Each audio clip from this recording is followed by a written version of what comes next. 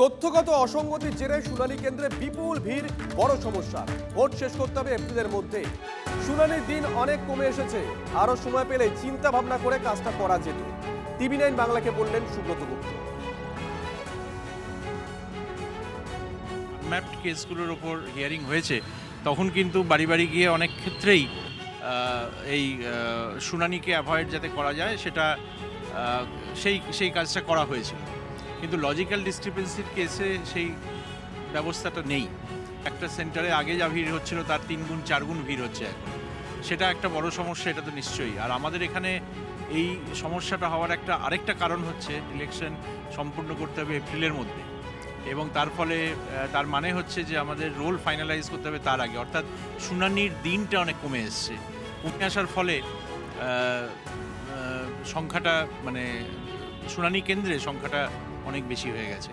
এটা তো আমি মনে করি যে আরেকটু সময় নিয়ে কাজটা করতে পারলে আরও জিনিসটা পরীক্ষা করে করা যেত, আর একটু চিন্তাভাবনা করে করা যেত, এটা নিঃসন্দেহে তাই। মুখ্যমন্ত্রী ঠিক এই কথাটাই বলছিলেন। তিনি আশঙ্কা করছেন 2 কোটিরও বেশি মানুষের নাম বাদ দিতে পারেন কমিশন। কোনো পরিকল্পনা রয়েছে? প্রথম কথা হচ্ছে 2 কোটি তো হওয়ার কোনো রকম সম্ভাবনাই নেই। শুনানিতেই তো ডাকা হয়েছে 1,40,00,000-এর কাছাকাছি। সুতরাং যদি আমি ধরেও নিই যে সবাই এর মধ্যে থেকে বাদ যাবে, তাহলে তো তাও 2 কোটি হয় না।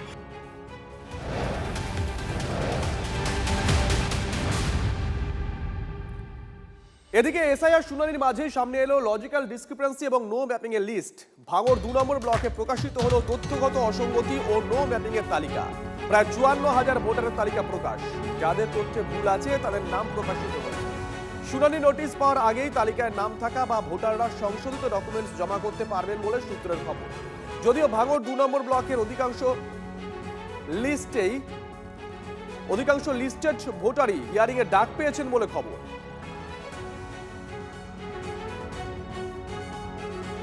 প্রকাশিত হয়েছে, এখানে প্রায় 54,000-এর নাম রয়েছে।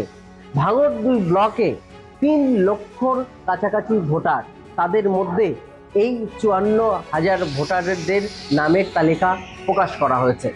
প্রশাসন সূত্রে খবর, ইতিমধ্যেই এই ভোটারদের তাদের ডকুমেন্টস ভুল আছে বলে ইতিমধ্যেই হিয়ারিংয়ে তাদেরকে ডাকা হয়েছে।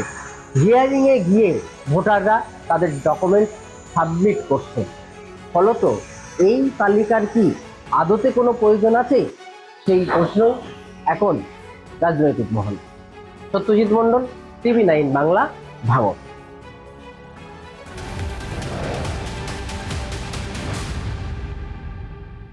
এদিকে রাজ্যে আনম্যাপড ভোটারদের 10% হাজিরি হয়নি শুনানিতে। 32 লক্ষ আনম্যাপড ভোটারের মধ্যে 10% শুনানিতে আসেননি। শুনানিতে না আসায় 3 লক্ষের বেশি মানুষের নাম বাদ পড়ে যেতে পারে, এমনটাই কমিশন সূত্রে খবর। নাম বাদ দেওয়ার আগে আরো একবার স্ক্রুটিনি করতে পারে কমিশন, এমনটাও বলছে সূত্র। গত 27শে ডিসেম্বর থেকে শুনানি শুরু করে নির্বাচন কমিশন।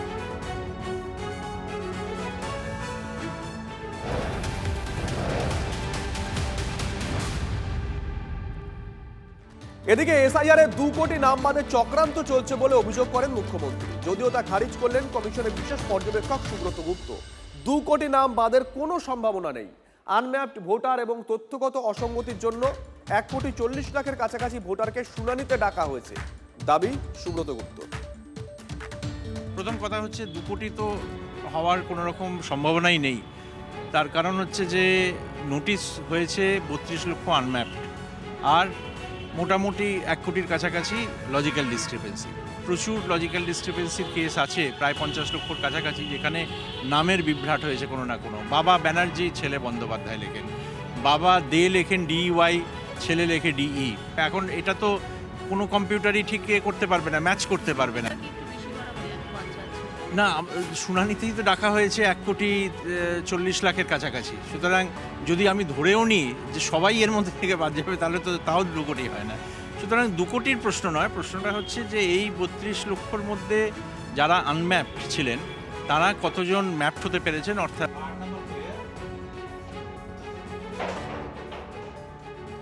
কমিশনের বিশেষ পর্যবেক্ষক তিনি বলছেন যে 2 কোটি নাম বাদের কোনো সম্ভাবনাই নেই। কিন্তু মুখ্যমন্ত্রী কি বলেছিলেন, কি অভিযোগ করেছিলেন, শুনুন। আমাদের মধ্যে জন্মে মীর জাফর ও মির্জা, আজও তারা মরেনি। তাদের বংশ বৃদ্ধি পেয়ে চলেছে।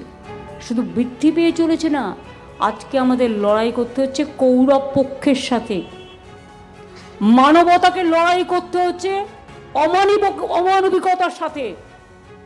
মানবিকতা বনাম দানবিকতার লড়াই হয়ে গেছে। কিসের জন্য মিসম্যাচ আর মিসম্যাপ?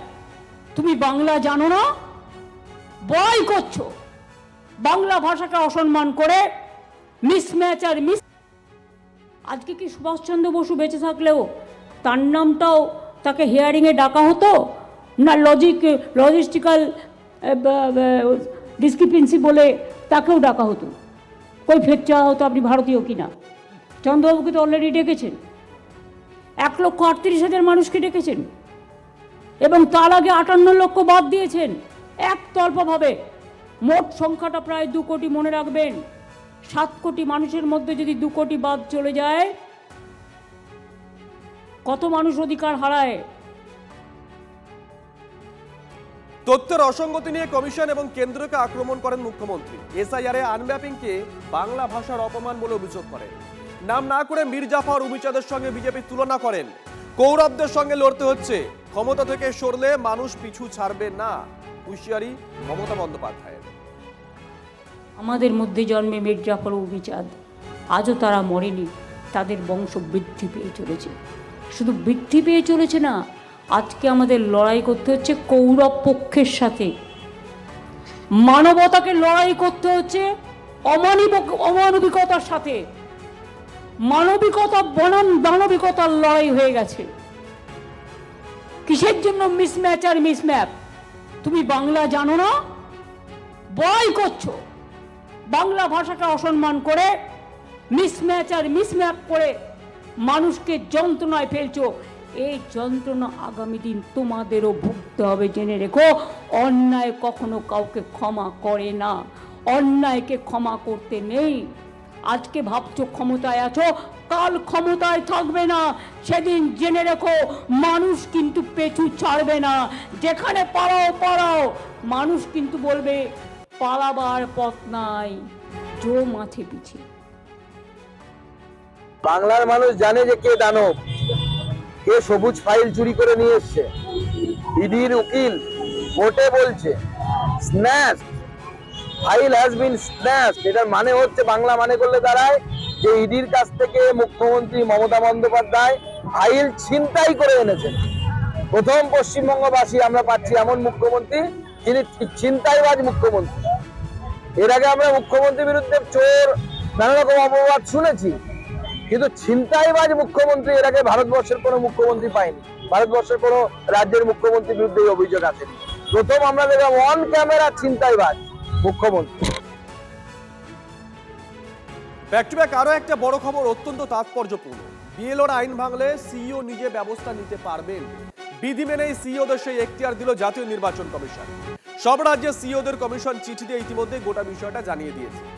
আইন অনুযায়ী দ্রুত পদক্ষেপের নির্দেশও দেওয়া হয়েছে।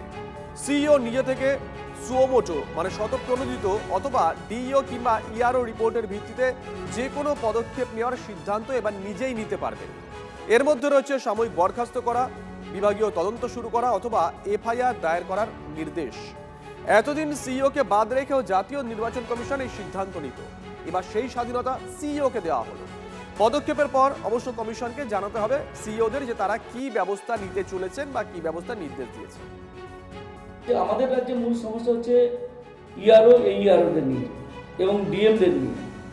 কারণ আমরা জানি এরা হচ্ছে সরকারের হয়ে কাজ করে এবং প্রশাসনের হয়ে কাজ করে প্রত্যক্ষভাবে। স্বাভাবিকভাবে তাদের যদি কোনো গাফিলতি থাকে, তাদের যদি কোনো অনিয়ম করার প্রবণতা থাকে বা ধরা পড়ে, তারা যদি কর্তব্যে গাফিলতি করে বা ইলেকশন কমিশনের নিয়মকে, নির্দেশকে অমান্য করে তারা যদি কিছু কাজ করে, সেই ব্যাপারে কি পদক্ষেপ নেওয়া হবে সে ব্যাপারে কিন্তু এই চিঠিতে পরিষ্কার করে বলা হলো না। উল্টে বিএলওদের উপর চাপ সৃষ্টি করা হলো যাতে বিএলওদের বিরুদ্ধে ব্যবস্থা নেওয়া হয়। এটা কিছুটা এক পেশে হয়ে গেল।